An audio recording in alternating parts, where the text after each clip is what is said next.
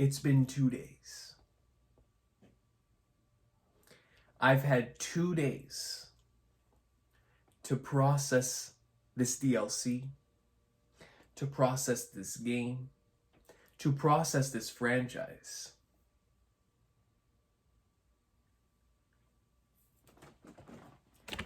And I honestly, oh my god, I almost dropped the camera.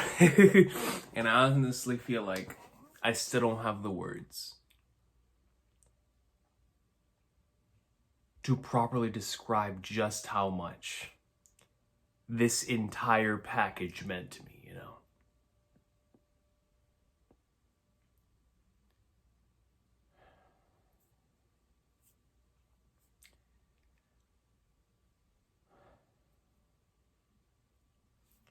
I wanted to come on here the day that I finished it to talk about it.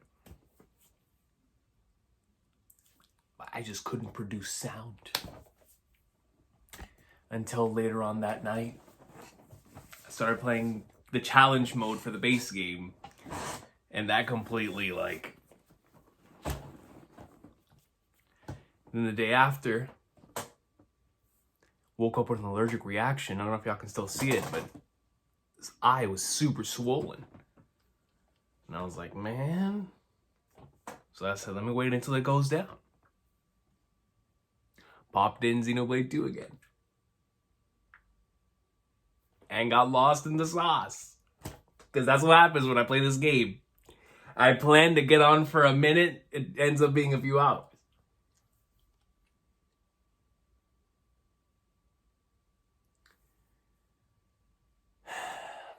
This DLC, bro, this entire game. I have a moment of eternity just like on repeat in my brain, man. Which is peak, by the way. I'm glad for it, but it's like my emotions can't handle it, man. My emotions can't deal with such a thing. While we're in the spoiler-free section, I definitely want to say a few things. Number one, there is no doubt in my mind where this package of Xenoblade Chronicles 2 with the DLC ranks in my heart, that's for sure. And it was tough for me to say it last video because it is such a difficult thing, right? To break into the impenetrable 3, right, that have been there for so long. You know, my FF7. There's an my top 3 has always been whatever my favorite FF7 title is that's at the time, whatever my favorite Trails title is, and whatever my favorite Metal Gear Solid title is. You know, that doesn't get broken.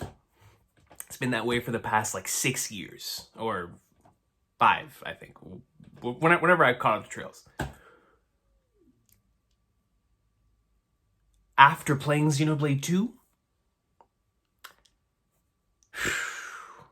forgive me, Metal Gear, but you're booted out of the 3. And I love Metal Gear Solid more than anything else. Dude, I love Metal Gear Solid. You have no idea. My favorite character of all time for such a long time came from Metal Gear Solid. I love those games. MGS3, MGS2, Peace Walker 1, 4, 5.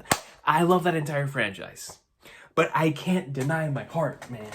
And my heart is telling me that this game I just finished, this game right here, with its DLC, is undoubtedly a top 3 game for me.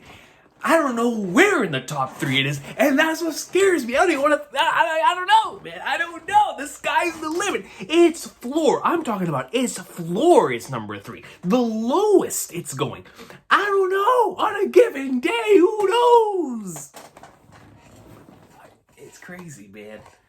It is crazy. I never thought getting into this franchise that it would give me a title as much as I love the Xenogears.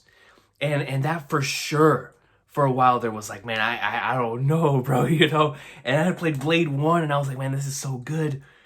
But this entire package, bro, I just finished. Imagine, for those of you who played Metal Gear Solid out there, imagine finishing Metal Gear Solid 2. And then its DLC is Metal Gear Solid 3. Or you're playing Final Fantasy 7 and its DLC is Crisis Core. What am I supposed to do? or you're playing Trails. You're playing Trails of Cold Steel 1 and this DLC is Trails to Azure. Bro, insane. Insane.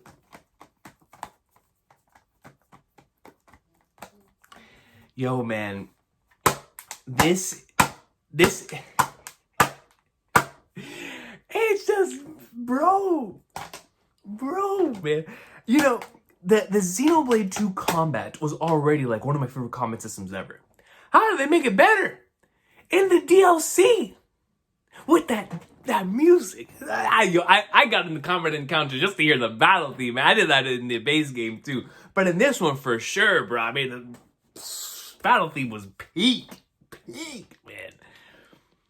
But, you know, by the time I finished the DLC, it's just, I could no longer deny my heart, man. When the credits were rolling, I was like, there's only a select few things ever that it made me feel what this game has made me feel twice. It made me feel it twice. In the base game, I came out of it like, oh my goodness, man, this is one of the greatest things ever. Then it made me feel that again for its DLC. For its DLC, man, it had 2 games in one. 2. I think I'm cheating whenever I tell people like, yeah, man, you know, FF7, the remake, and Rebirth are all like in one package for me, or like the Trails of Cold Steel saga is like one package for me, or whatever, you know? How do I do that with this? It's the same thing. It's 2 games in one.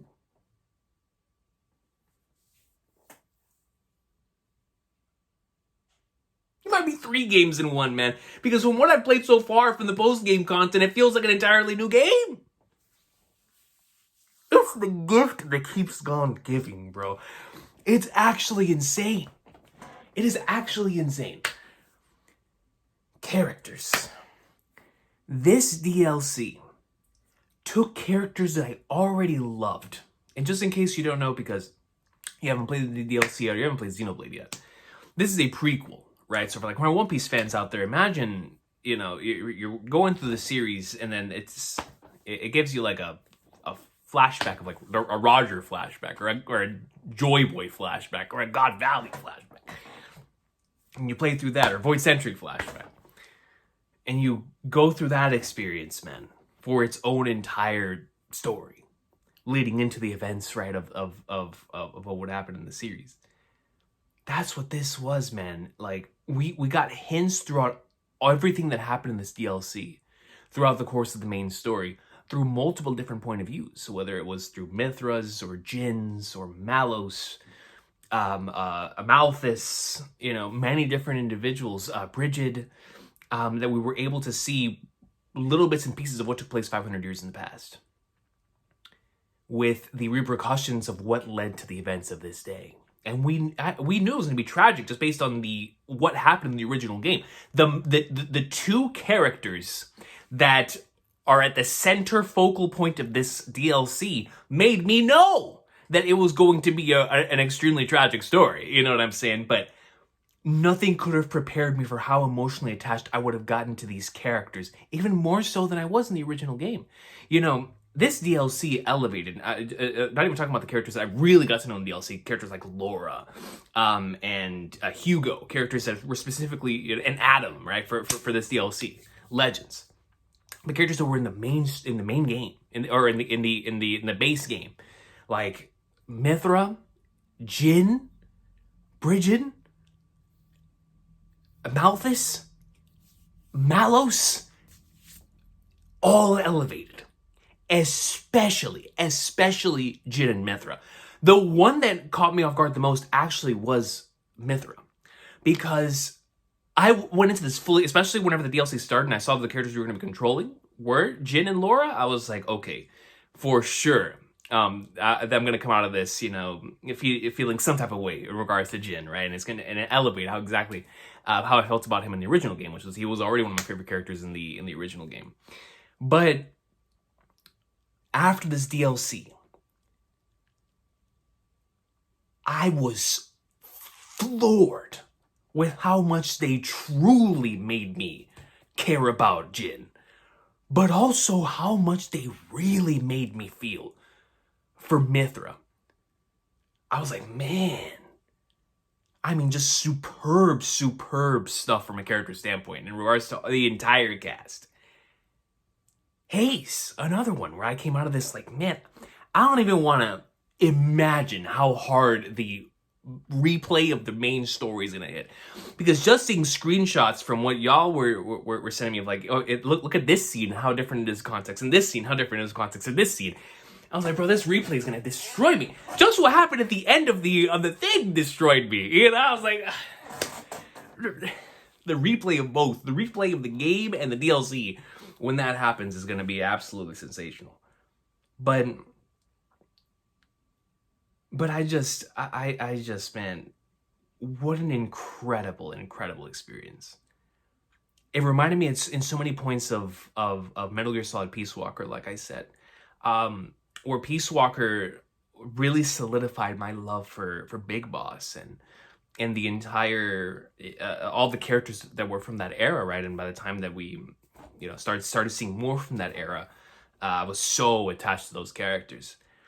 And, similar to Crisis Core, Yakuza 0, right? The legendary prequels that really made me even more attached to the characters than I already was. But that's why I just can't believe this was a DLC and not a standalone thing. You know, it felt like its own standalone thing with its length, with the amount of different character stuff. It reminded me of Trails Through Daybreak, actually, in regards to how its side quests really felt like it was a part of the main central narrative. And I guess that's just a good cue for great side quests. That's how I felt about FF7 Rebirth last year, where I can't even imagine going through that game without the context of the side quests that adds so much to the main story. But this one in particular really made the entire community aspect, the idea of the community, a part of its main central narrative. And I think it not only elevated, of course, what would happen later on in the DLC and the connections you made with all of these characters, but it truly sort of just really nailed home one of the central things here of just, you know, the beauty of the minutia in life, the beauty of the small things, right, in life that is so central and important to many of these different characters that are larger than life characters. You know, you have kings and queens and aegises and all of these things that are paragons, you know, these extremely larger than life individuals that are perceived in such a grand light by everybody. And just to see them deal with the everyday with these side quests was a real treat. And seeing how they all reacted differently to certain things, whether it be through humor or emotional or whatever it was, it elevated the experience. And I'm glad I did all the side quests. Massive shout out to NL for telling me to do all of the side quests, because it really did end up elevating the entire experience. And the reward you get for it was really beautiful as well. But without further ado, man, this DLC was spectacular. Just think of any prequel that you've ever enjoyed, whether it is a book or a movie or a game that you just really enjoyed, and just imagine that being a DLC for the main game, or it feels like two games in one, and that's what this was. A sensational addition to what was already a masterpiece in my eyes. And so I want to talk about it here, though.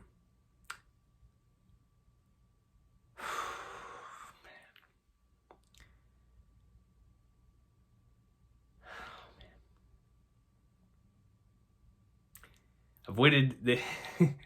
Just it wouldn't get emotional, but it's tough, man. It's tough. Spoilercast in 3, 2, 1.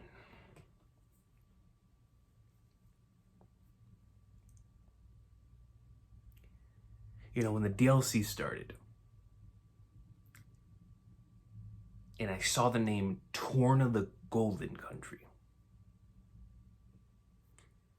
immediately I thought of that era, right? But when I saw that you were controlling Laura and Jin, it sort of changed what I was expecting. What I was expecting from this DLC was going to be a complete story with Laura and Jin at the center that went from the beginning of their relationship to what we saw in the in the original game whenever Laura meets her inevitable end, right? And although we did sort of get that, I didn't expect it to then be that. And all of the other stuff that we got within those flashbacks as well. From the Mithra and Bridget stuff, to the Mithra and Adam stuff, to Hugo and what's his name? Starts with an M. Malthus's driver, the Blade. Malthus's Blade. It was just like man, Minoff, like man, dude. A true Void Century flashback. And they could not have picked better events to go back and show us all of this through. You know, like I said, when the game started and it puts you right into it, the vibes are great. Got Laura and Jin, music is popping, brand new combat system. I was like, let's flipping go. But then you get a little deeper into it and you get to see the emotional core of this entire thing. They run into Mikhail. And it's those three in a campfire, and I'm like, oh man, here comes the vibes that really, you know, got me emotionally attached to the characters in the base game, right? So then you had very beautiful conversations there. And then they meet up with flipping Adam and Mithra. Bro, when I saw Adam, I was losing my mind, bro. I was like, let's go! I was like, yo, the legend that I got so attached to in the original game alongside with her original driver, man. I wanted to see so much from this character. I actually thought we were going to see this character in the base game more from in regards to outside of like the hooded mysterious figure. So for us to get this in DLC was a huge treat. I was like, yes, let's flip and go. So getting to know him, getting to see what type of character he is, I really came out of this extremely attached to Adam, man. At first, it reminded me so much of like the Roger and Luffy parallels. But just like with both of those characters, the more we got to learn about Adam, the more he differentiated himself from Rex, and they both became their own separate characters that stand out to me. And so, shout out to Adam, man. What an awesome character. And there was a scene later on whenever all the kings are united together and he has to make a decision, and it's just, that's when I was like, yo, that's my guy, you know. So yeah, this really cool fight scene between the two parties. Then they end up joining our party, and I was like, oh man, what a party. Lauren, Jin, and Mithra and Adam. So then we go from there, and then we get to what truly got me hooked on the DLC, which is we go back to Torgoth. And the Torgoth that I had been to a bajillion times in the original game, its grassy plains may be similar. When you go over to the wasteland that is now Torgoth, I'm used to seeing this village right now. Of course, it's 500 years in the past, but it's just a wasteland. It's everything there has been demolished. We are there in the aftermath. And of course, Laura's mother's from here. So we're sitting here trying to figure out if she managed to survive, what happened, and then slowly but surely you get to figure out, no, she didn't survive, and you see what she left behind, and that just, it hit home so hard, man. Then you connected to the dude that we saw in the base game that got her and her mom, and that Jin saved them from, right? Gort. And so you bring him into the picture, and I was like, man, I was not expecting to have that come back full circle, because I was so immersed in what was happening in later on in the game. But the way that was a consistent thing throughout the course of the entire story was what was just great stuff. But Laura, man, I mean, every time that we like cut back to anything like this, it was hitting hard, bro. It was hitting really, really hard. And I was truly starting to get extremely connected to both Laura and Jin, their dynamic, what they were attempting to do here. And this is really when Adam and Mithra and their relationship really started standing out to me too, because this is when Adam made his decision to be like, nah, even though I have this thing I gotta take care of, I could just, say that this is a part of my mission to go after Malos. I've gotta help you here, and I've gotta make sure that that we end up doing something about this.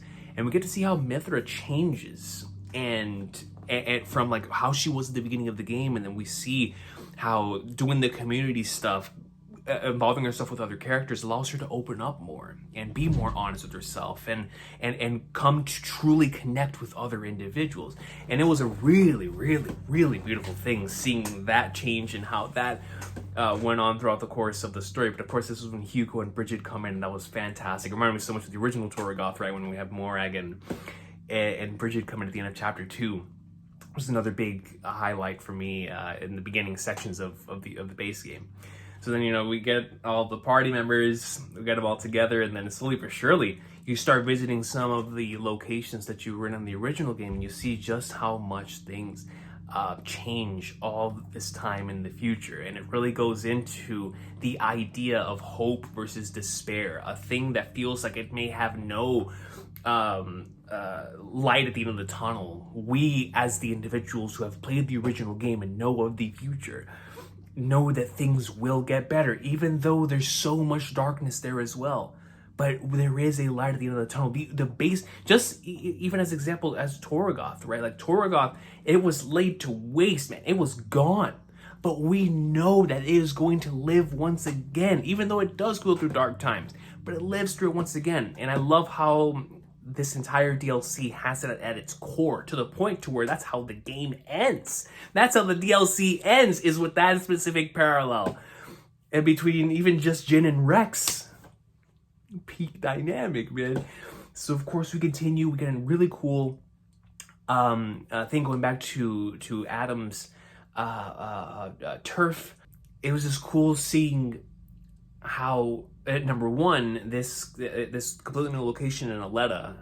Anytime we get in a new location, in especially in a game like this, I'm always looking forward to seeing how it differentiates itself from the other locations, right, that we've gotten, and just for it to be like this military base, I thought was just super cool, especially with what surrounds it as well. But you come out of that, and you get to have a lead into one of the first Void Century flashbacks, which I believe was around chapter 5 in the original game, when you get to see Adam and Mithra and Bridget and Hugo and all of them that were and Jin and all of them that were in the flashback originally, and now you have way more context behind that. And around here you also get a very similar thing with Laura and Jin and adding more context to a scene that we got from the original game here, right?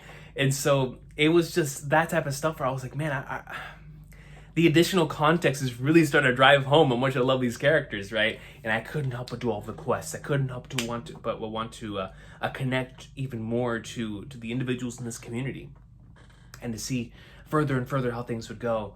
But then, man, from Huber Village, I believe is the name of that, to whenever we get to the final area, which reminds me so much of Wutai from FF7 and Wano from One Piece. Dude, when you get to the village and you get that scene with full context, because this is one of my favorite flashback scenes from the main game, was with Jin, Laura, and the piece of the monologue he has in this particular section. That was so good in the base game. Now we get additional context to it, and we see how this humanizes both characters even more, with how Laura's looking at it, how Jin's looking at it. And I love actually how much the DLC dived into like the amount of love that both of these characters had for each other. Because obviously the Driver and Blade relationship and dynamic has showcased love in very different ways.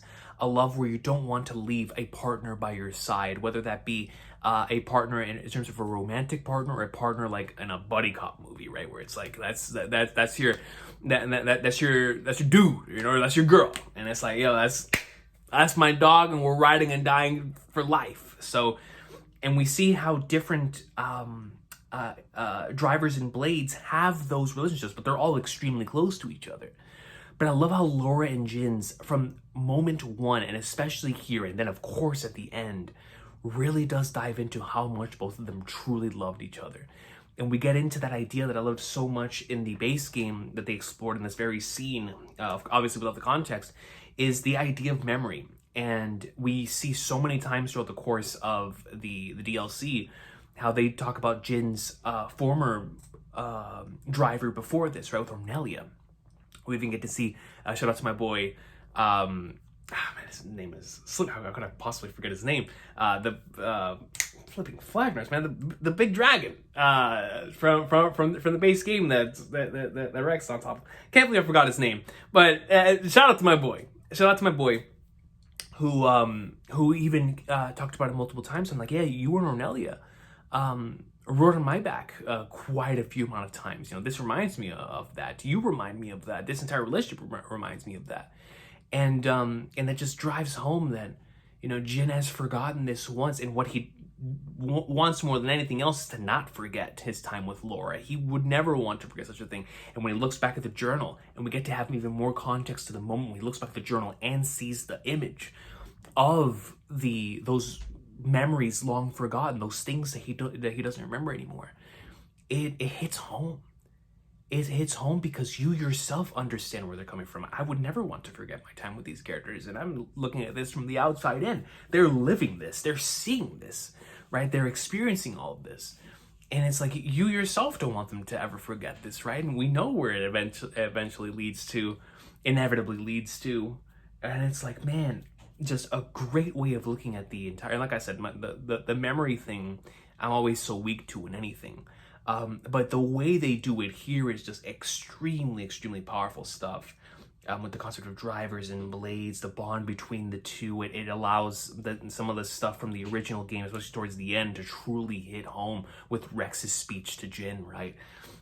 About drivers, blades, the bonds between them. It's the future of humanity, like so many things that were very prevalent here within this particular portion.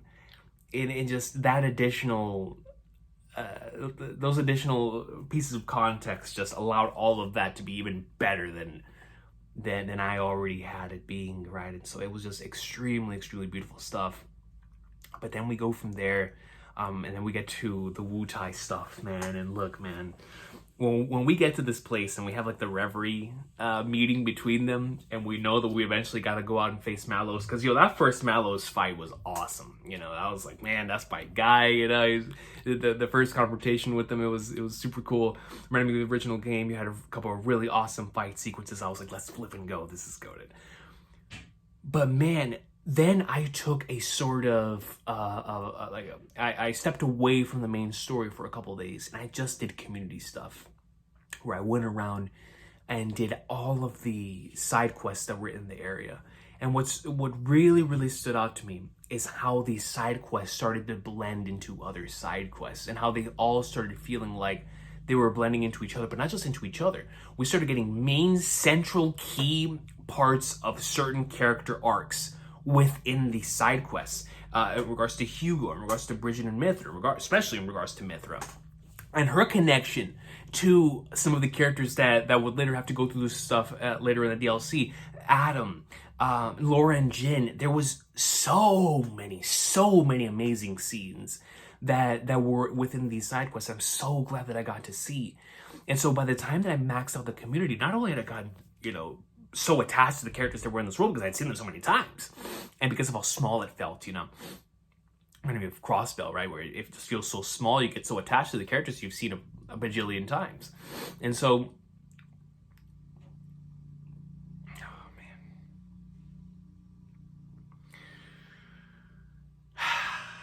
dude, can you get to the end game, man? Before I get to the end game,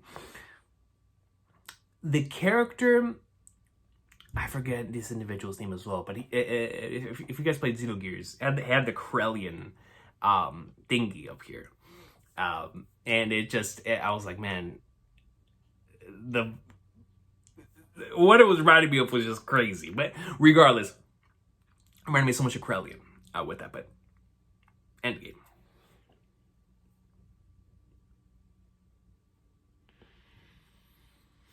Let me get some water real quick.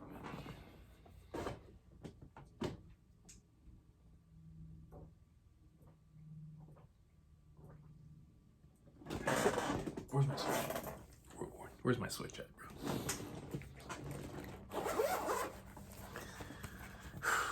Man, dude, I can't make this stuff up. This is the stuff of legend, bro.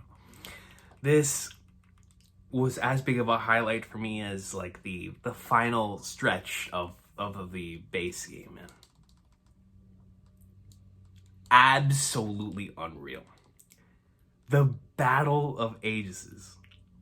Look at this, man. Before I even get to that, look at this. Look at all these seeds.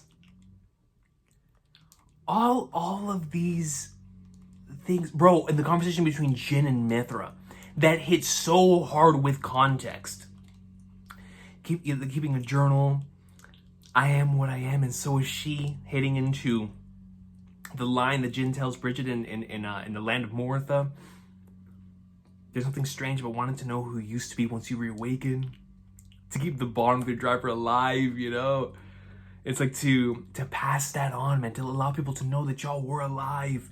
You make it sound like I have no heart. True connection that's meant for you. I don't think you'll find it here. Talking about Rex. Oh, man. Your real affinity lies in the future, not in the time we're in now. Peak, man. That joke means something to me. Call it a blade's intuition, and you get to see all the people. Oh, man. Dude, the Milton stuff, man. Haze, I'm actually something of an expert at making people smile. I mean, come on, bro. Come on, man. The community max level. The final image from the community thing, bro. That thing hit, man. It hit. Especially because of what happens after all of these characters. Almost all of them didn't make it. They almost all died. What a tragic story, man. Especially when you connect it to... We finally make it to the final boss. Malos is waiting for them. Mithra. The Aegis is... It's parallel in the end of the original game, except, of course, he's not on the Aeon this time. It's the two robots. Once again. Here we go. The Battle of Aegis.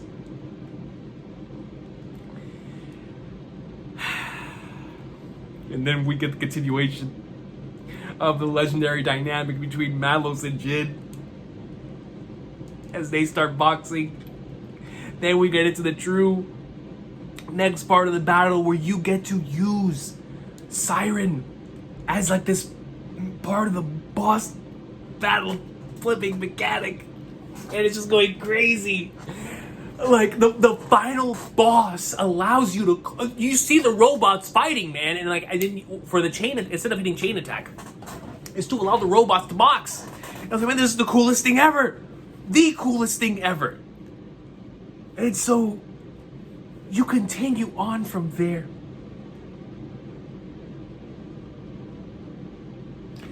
You continue on from there. And what follows after all of this hype,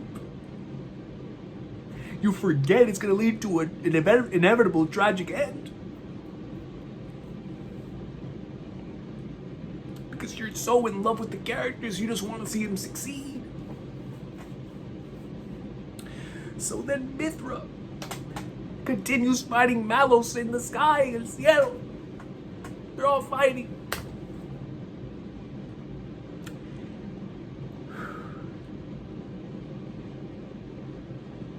And Malos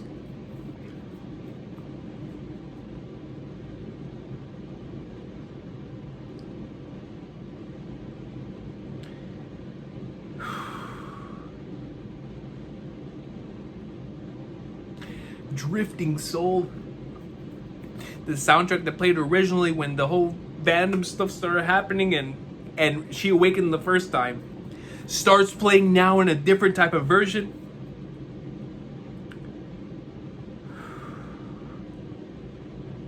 Mithra goes up into the high heavens. Massive explosion. Adam's yelling, "Don't do it! Mithra!"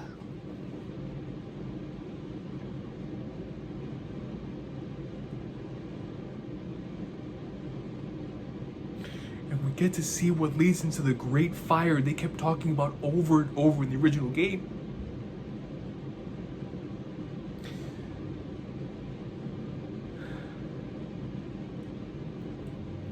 I always wondered, man, there had to be something more.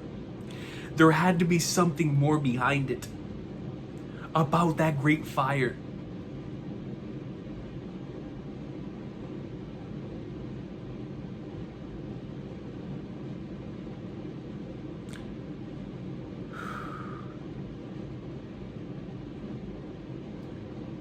Okay, in the midst of all of that, just wanting to protect them all, having flashes to the future, having flashes of the present, specifically of the individuals she wants to protect now and the future she wants to protect later. She explodes to save them all. She'd gone through this entire DLC getting to this point. She started off the DLC so standoffish to everyone and everything. And all of the stuff we did in the community, all of this time we spent with all the other characters had gotten her so emotionally attached that now she was about to explode because she wanted to save them all. And instead she ended up destroying everything. She ended up destroying everything, bro. Leading into the great fire. Everybody gets wiped out, everything gets destroyed. We lose Hugo, we're losing everything. We lost Milton, all of the members of the community. The king.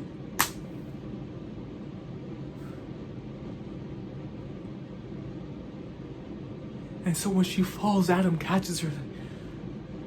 He doesn't know what to do. He's like, what do I even say to her?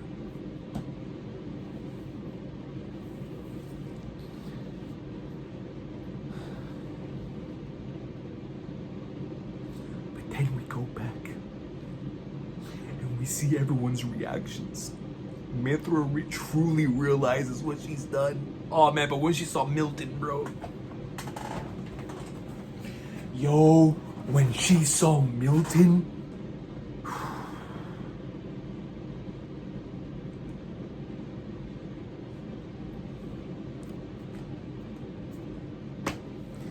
and when we go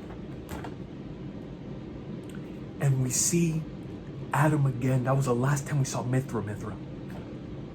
The next time that we saw her, she was with Adam and she become Pyra. And you know, Xenogears context aside,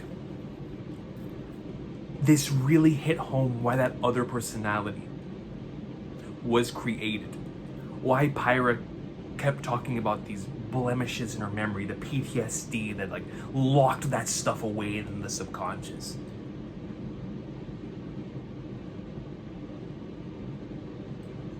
But Pyra herself, the game took this idea of this massive explosion, this fire that killed everyone, and then gave us a character named Pyra. I don't know what Pyra's name is in the Japanese, but in the English, they could not have given her a better name. Pyra, a representative of flames, somebody who uses flames, but we know is going to bring Rex into the picture, who is then going to be the one to bring hope into this world. So it's a flame that took out everything, but would eventually be the very same thing that would allow it to blossom into something beautiful later on. A part of this game's incredibly beautiful message. Mithra creating an alternate personality to deal with this PTSD was something that elevated her character even farther than she already was in the original game. This solidified her placement among my favorite game characters ever.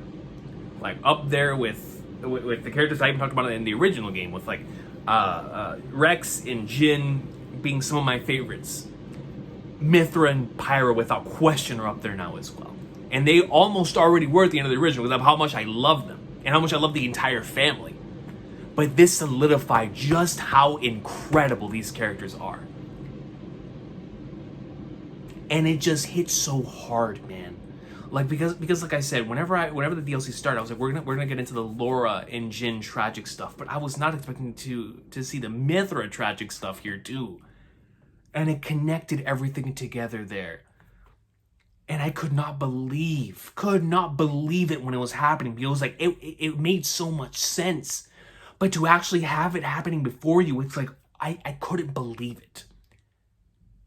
And it broke my heart. It made me understand so much of why Mithra acts the way that she does in the original game. Why Mithra and Pyra act the way they do in the base game. And where it leads us to at the very end of the story. Why she makes the decision that she makes at the end of the story. Right? To prioritize and saving those that she truly loves, man. When you see the decision that she's made here to protect Adam and Laura and Jin and the community and everyone, and you compare that to the decision that Numa made at the end of the base game, and it's like, you get it. You understand even further why she made these decisions. You understand even further why that was such a necessary thing for her. Nearly inevitable. And so when Rex also understands, because we get to see how Adam responds to this and how Rex responds to this, and sort of in parallel with each other.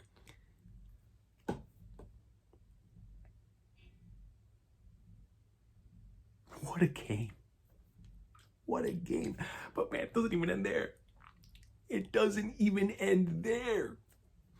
We get over right after that, and we follow Laura and Jin with Hayes and Mikael as they're going through the forest. And I was like, oh no. Oh no. But then as they camp, Gort comes up to us as the true final boss. And at this point, I've been so used to fighting. Thank God I was like level 99. But until this point, I've been so used to fighting with all three. When I came back to just fighting with Laura, I was like, man, don't do this to me. Don't give me the 1v1, the revenge. And it was so beautiful because Laura at first didn't want to do it. But then Jin and Hayes, solidified her resolve. And we got to see how much of a kind kindred spirit Laura is. While at the same time, understanding what needed to happen here. It was a powerful, powerful way of finishing the DLC. Because after you finish taking out Gort, just when you think it can't get any crazier, just when you think we've already reached the pinnacle,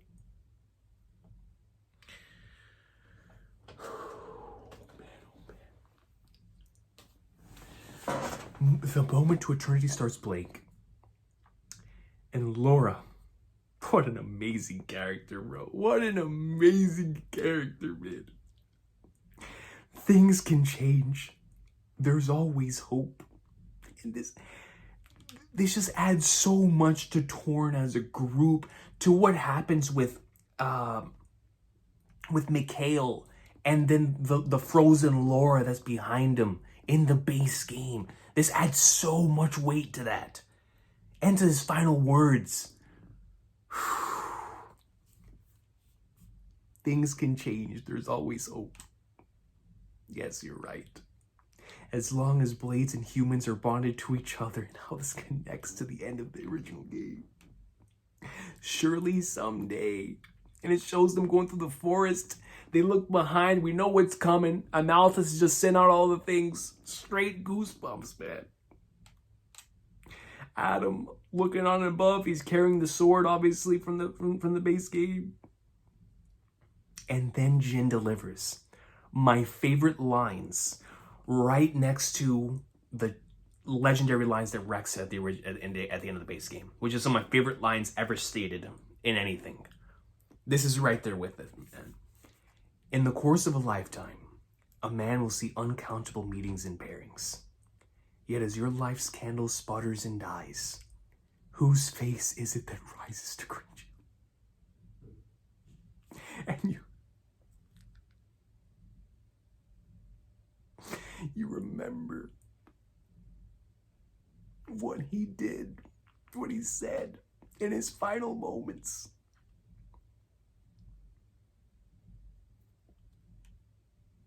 Happy is the man who can sleep in the comfort of the smile he sees then. I don't wish for forever, even just for one moment.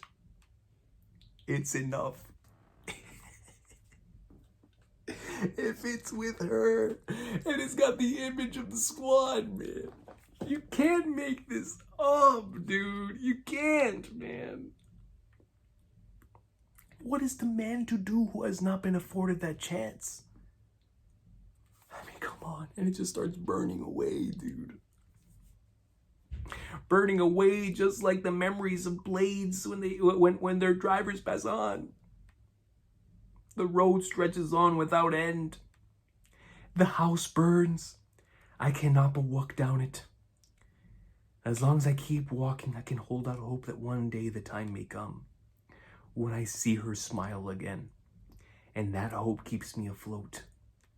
My boy comes in. This is the road I must walk.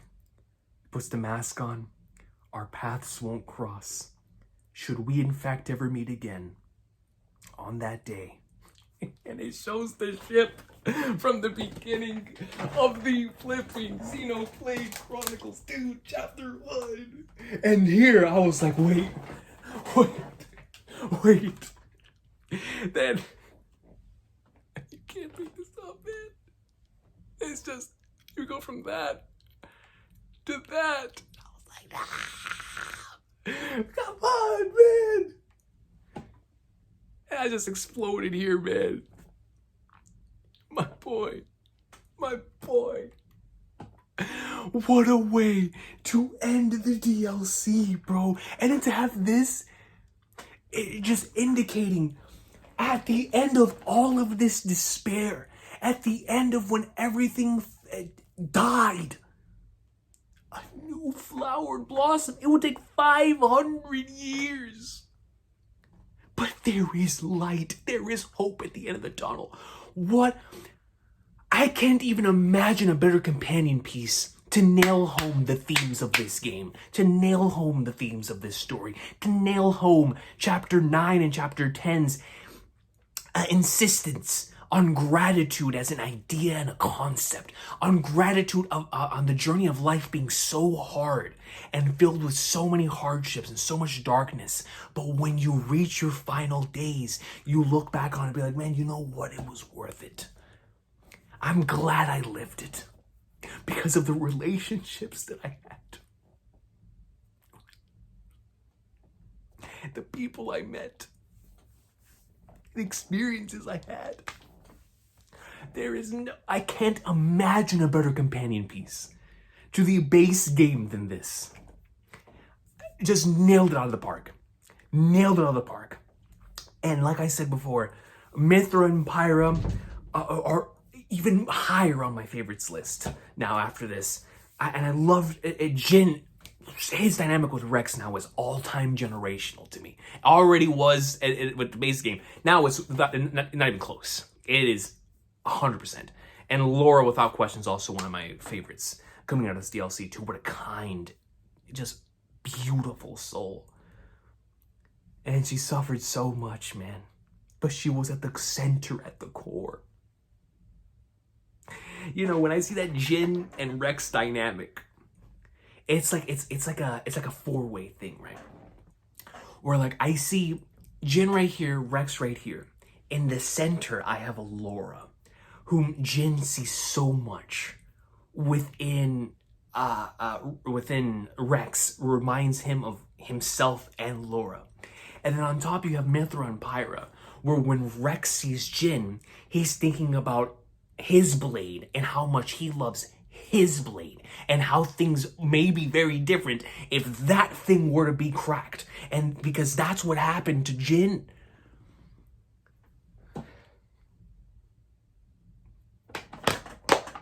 That's why that conversation with flipping Jin and Mithra is so powerful here in the DLC, bro.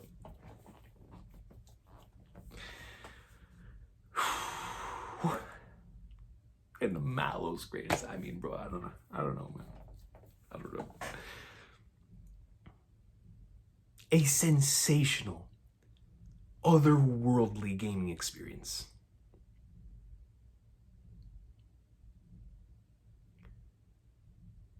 It's like, not only can I not put the game down because it's just fun, I enjoy being a part of the world. I enjoy doing battles. I enjoy doing the quest. I enjoyed pulling for rare blades. I enjoy now this incredible new challenge mode that I just started. I enjoy all that so much, but at the crux of all of it is a story that has genuinely touched me at so many different points with its main story and its DLC, where I truly can't imagine myself without it now. It's so powerful. It's so powerful that it makes you just want to share it with individuals. That's how powerful it is. To hope that maybe they can also feel this too. If it were to be something that can resonate with them.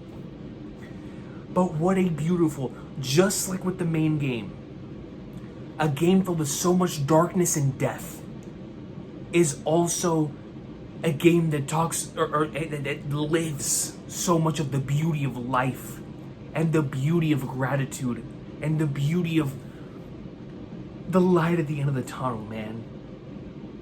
And the idea of that it is darkest before dawn. And this was its darkest right here with what happened in Torna, the Golden Country. But we know the dawn is coming for all of these characters. Even if there's still so much darkness left for them too. Xenoblade Chronicles 2, man.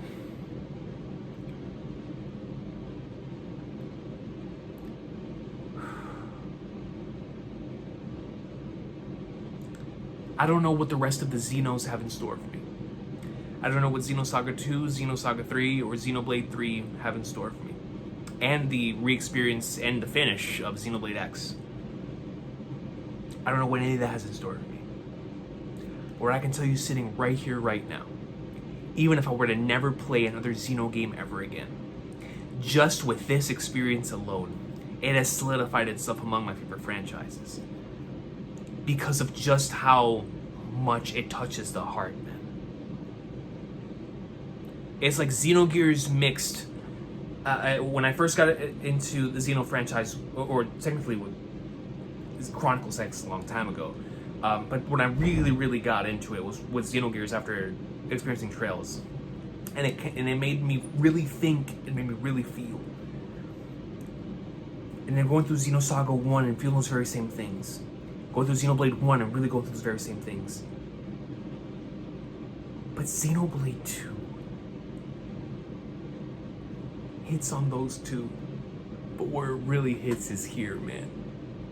As much as it makes this move, it does things that very few ever do. And that's truly make this just feel everything the characters are feeling. I was one of them in both the base game and the DLC. Part of La Familia. I'll never forget my time with these characters. Thankfully, I will never have to forget it because I'm probably going to keep playing this game for a very long time. But what a special, magical, marvelous experience. And this challenge mode, man. It just solidifies the fact that I'm going to be playing this for a long time. And then who shows up in the challenge mode? It's like, oh, fuck. But what a special, special game and its DLC, man. And I very much look forward to the next time I get to have the opportunity to talk about my all-time favorite games. Because people got to hear about this game, man. The people have got to hear about this game. What a special, special, special game. And I look forward to, like I said, continuing the Xeno journey. My plan is to finish Xenosaga, the Xenosaga trilogy, which I've already had that underway. And then, of course, we will cap that off with the playthrough of Xenoblade 3 when I finish going through that. But until that point, ladies and gentlemen, this has been Xenoblade Chronicles 2, the DLC of legend, Torna the Gold Country. It's like, when you have that final part of the Mithra piece at the finale of the Jin and Boris stuff, how can I not, man? It's such a, it's so hard, bro. I couldn't speak, like I said, for a while there after finishing it. It was that immensely powerful. But I could never be more grateful for having gone through this journey, man. Just once again, a massive thank you to everyone showing support, and the members of the community for being so accepting and welcoming. And of course, the individuals who got me into this franchise to begin with. Y'all are the best. And I look forward to seeing y'all next time for another update in this wonderful franchise, and what has undoubtedly been my biggest highlight of the year so far. Thank y'all so much. Take care. Laura, Jin, Adam, Mithra, Hugo, Nana, Bridget, and Aegeon, Ace, Mikhail, Milton, my community. Oh my god. I gotta finish it off with this, man. I saw this and I almost exploded. I stared at this for I'm talking maybe even an hour. That's my family, man. Look at my characters. I love them so much, man. I love these characters so flipping much, yo. That's family. That's family, yo. Thank y'all so much for watching. Take care. Xenoblade Chronicles 2.